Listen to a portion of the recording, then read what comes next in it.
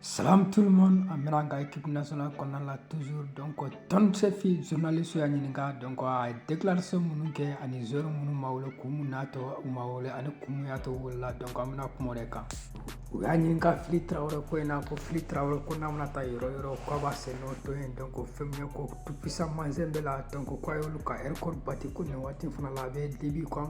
banka e a senda do en fana ka ko muna ma wole donc a era ka ko Fili Traoré nunu donc ko ale se ka riskita ko le kasabu ke donc ko mali bina mati fla munuje donc ko mali ne mati fla nunu ka le mali bolo kasabu ko kadaka mali jago ala ndo ka gagner pour que ataka do qualification ko la donc ko fomie Fili Traoré nunu donc ko made yeux minale donc ko mali mati am kal flavé mali bolo donc ko ko nan la ko donc ko se ka Fili Traoré nunu alo orange wala chama nunu donc ko bolo do esa ko men watina se ka riski ta kanizor nunu wala kasabuke donc ko amajere ka barake no ye donc ko tu ka qualité donc kon nyininga Ibrahima kuna ko na ko Ibrahima kuna ko 13 pide wa bulo donc ko ne kante bora ko Ibrahima kuna de bena donc ko fe kamuri bena to kongo ko ni watina ko alera baro ko tanjote Ibrahima kuna bulo mais ko tayra ka fuko ate formna o walma kayra ka fuko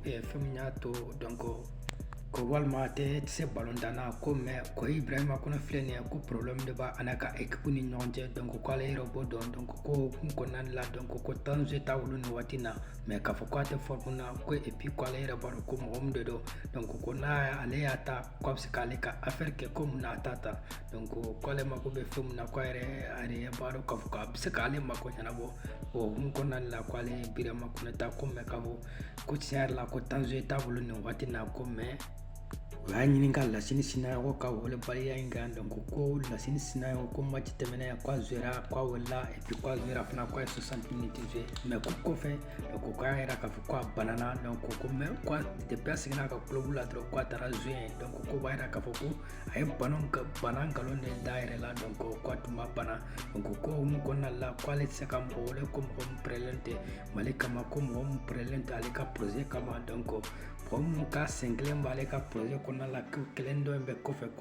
quality suko oti la mo wole donc ko le mako be mo mna mo be 100% donc ko me mo ka ko be fla la donc aba single la nyefe ka single ndo mbla ko fe ko se ka do ale ka projet ko na la donc ko re ato ko ni sena ko mala sinsina yo wole donc ka sa ka film kala donc ko ma pe ma ko sobe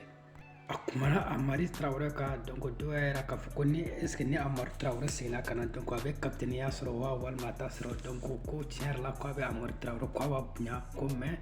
ko ma dele ka barake ni Amari Traoré ko pour le moment ko ibisma de ale ka capitaine donc ko le capitaine jigiya munda ibismla donc ko ibisma banga ko o mina fa déjà donc ko ale nyata la kumuna abadi mo vraiment déjà ka foko ibisma banga capitaine tela ya woro le jeu kanya donc ko Amari Traoré ka bunya ba yero la mais ko tier la kuma dele ka barake no fe donc